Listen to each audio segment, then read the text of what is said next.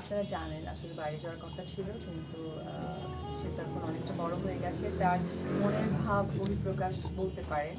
তো আসলে সে তার বাবার জন্য আর দেশের বাইরে যেতে চায় না, কারণ তার বাবাকে লং টাইম মিস করবে, তার দাদা দাদিকে মিস করবে, সেই জন্যই ডিসিশন নেওয়া যে ঠিক আছে দেশেই থাকুক। পরিকল্পনা আসলে বাচ্চাদেরকে নিয়ে কখনোই করা হয় বা সেটা হয়ে ওঠে না। ওরা যখন যে মর্জি করে সেটাই চলতে হয়।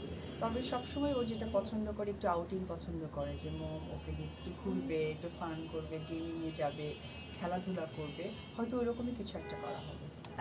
সুযোগ হয়ে ওঠেনি, আর তার বাবাও তো ছিলেন না দেশে।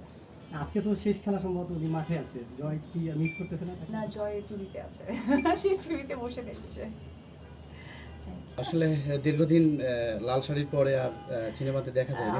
আপনাদের সকলের সাথে আমার প্রত্যেক দিন দুবার করে দেখা হচ্ছে, সকলেই অ্যান্সারটা জানেন, এবং আপনাদের সেম চ্যানেলের সাথেই আমার প্রত্যেকদিন দেখা হয়। হ্যাঁ, আমি প্রস্তুতি নিচ্ছি, ওয়েট করতে হবে।